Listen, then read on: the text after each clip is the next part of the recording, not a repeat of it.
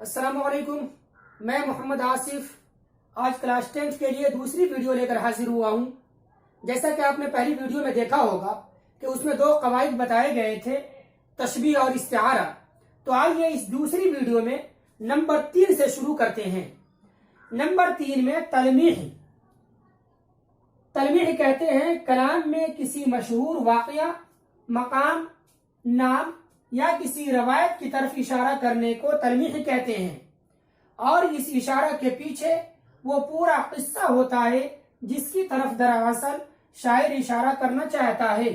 اس پورے قصے کو جانے بغیر نہ تو شعر کا مطلب بخوبی سمجھ میں آ سکتا ہے اور نہ ہی شعر کے اندر لائی گئی صنعت تلمیح کا پورا لطف اٹھایا جا سکتا ہے۔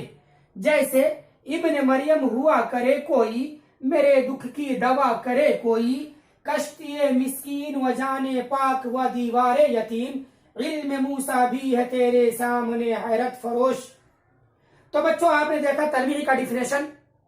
اب میں آپ کو بتاتا چلوں، تلمیح کہتے ہیں کسی بھی شعر کے اندر ایسے لفظ کا لانا جس لفظ سے کسی واقعہ کی طرف یا کسی اہم روایت کی طرف یا کسی بڑی شخصیت کی طرف یا کسی بڑے مقام یا مکان کی طرف اشارہ ہو، اور ایک لفظ ہی اس پچھلے پوری ہسٹری کی طرف لے جائے انسان کے ذہن کو، جو واقعہ پہلے گزر چکا ہے، اس کو تلمیح کہتے ہیں۔ اور یہ بھی یاد رہے کہ جب تک کہ وہ واقعہ، وہ روایت، وہ کہانی، وہ قصہ، وہ شخصیت انسان کو معلوم نہیں ہوگا، تب تک کہ اس شعر کو سمجھنا مشکل ہی نہیں بلکہ ناممکن ہو جائے گا، اور نہ ہی اس لفظ کے لانے کا پورا فائدہ اٹھایا جا سکے گا۔ اس لیے اس واقعہ، اس روایت کا جاننا ضروری ہوگا اس شعر کو سمجھنے کے لیے۔ جیسے دیکھیے، ابن مریم ہوا کرے کوئی، میرے دکھ کی دوا کرے کوئی۔ اب سمجھنا مشکل ہو رہا ہے کہ ابن مریم کون ہے؟ کون ہے ابن مریم جو انسان کے بیماری میں دوا دے گا، جس سے انسان شفا یاب ہو جائے گا؟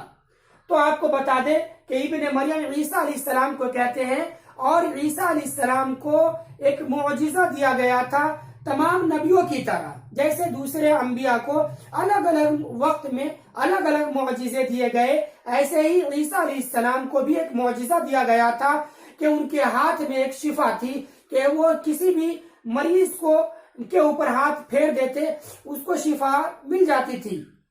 نابینا ہو، آنکھ پر ہاتھ پھیر دیا، بینائی مل جاتی تھی۔ کوڑھ کا مرض ہو، ابرص کا مرض ہو، ان کے مرض کے اوپر ہاتھ پھیر دیتے تھے، وہ شفا یاب ہو جایا کرتے تھے۔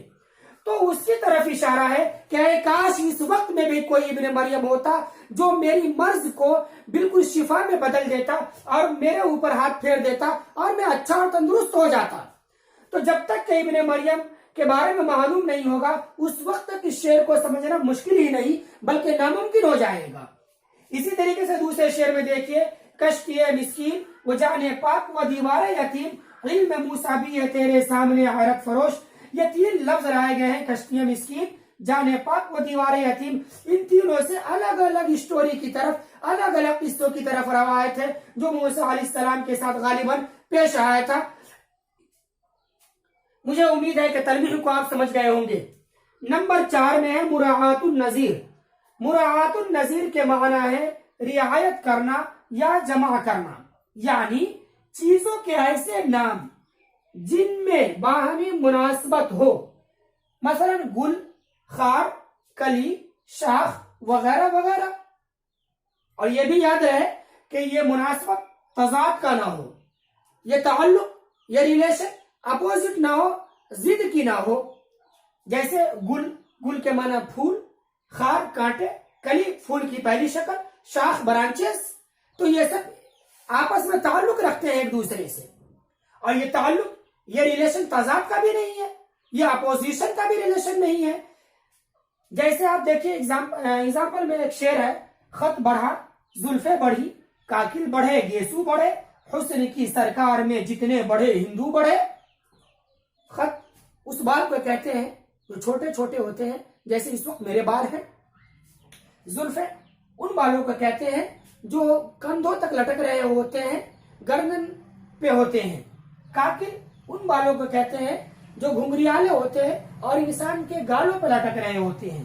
گیسو ان بالوں کو کہتے ہیں جو کمر تک لٹک رہے ہوتے ہیں. تو یہ خط, زلفیں, کاکل, گیسو, چاروں میں آپس میں ایک ریلیشن ہے, ایک رشتہ ہے. رشتہ کیا ہے کہ یہ سب بالوں کی ہی قسمیں ہیں اور یہ ریلیشن تضاد کا بھی نہیں ہے.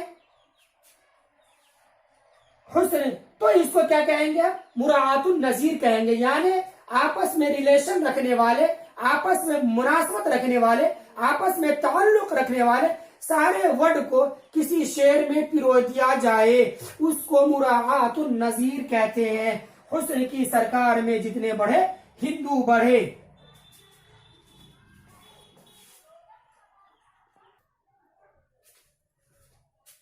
نمبر 5, حسن تعلیل. حسن تعلیل کہتے ہیں کلام میں کسی بات کا وہ سبب بیان کرنا جو اس کا اصل سبب نہ ہو, حسن تعلیل کہلاتا ہے. حسن کے معنی خوبصورتی, اچھائی.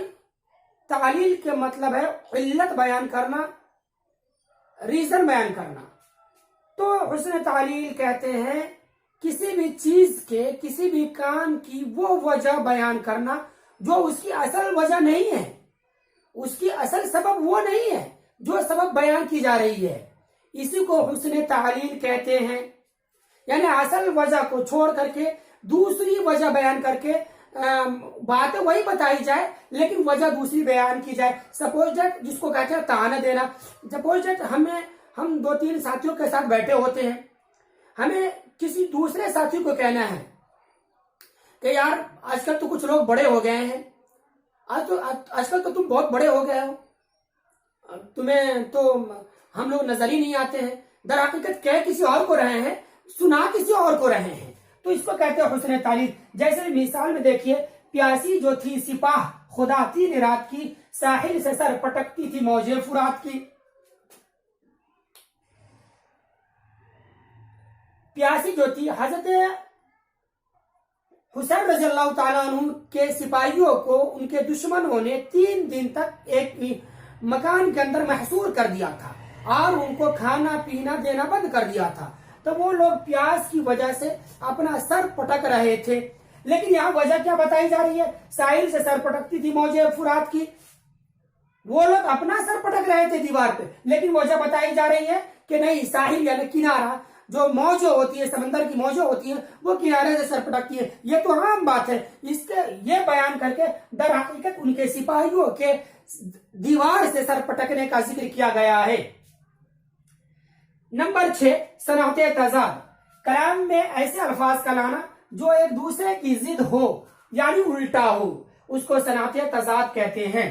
یعنی کلام کے اندر, شعر کے اندر ایسے چند الفاظ کو لانا جو آپس میں, وہ الفاظ آپس میں ایک دوسرے کی ضد ہو, اپوزٹ ہو.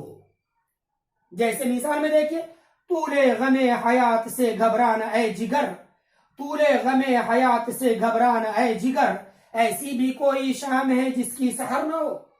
یعنی انسان کی زندگی میں اگر کوئی پریشانی آ جائے, کٹھنائی آ جائے, مصیبتیں آ جائے, تو انسان کو گھبرانا نہیں چاہیے بلکہ اللہ کی ذات سے امید رکھنا چاہیے کہ انشاءاللہ چند دنوں, چند مہینوں, چند گھنٹوں یا چند سالوں کے بعد ہی صحیح, لیکن انسان کی وہ پریشانی ختم ہوگی اور انسان کے ساتھ آسانی آئے گی. چنانچہ خود اللہ تعالیٰ نے قرآن کے اندر فرمایا ہے, اِنَّ مَعَ الْعُسْرِ يُسْرًا فَإِنَّ مَعَ الْعُسْرِ يُسْرًا, کہ بے شک ہر پریشانی کے بعد آسانی ہے. اس لیے انسان کو مایوس نہیں ہونا چاہیے, اللہ کی ذات سے امید رکھنا چاہیے کہ انشاءاللہ اس کی پریشانی ختم ہوگی. تو اس شعر میں دیکھیے, شام اور سحر, شام کا مطلب ایوننگ اور سحر کا مطلب مارننگ, یہ دونوں اپوزٹ ورڈ ہے. یہ 6 قواعد ہو گئے. اس کو جب تک یاد کیجئے, اگلی ویڈیو کا انتظار کیجئے. جب تک کے لیے خدا حافظ.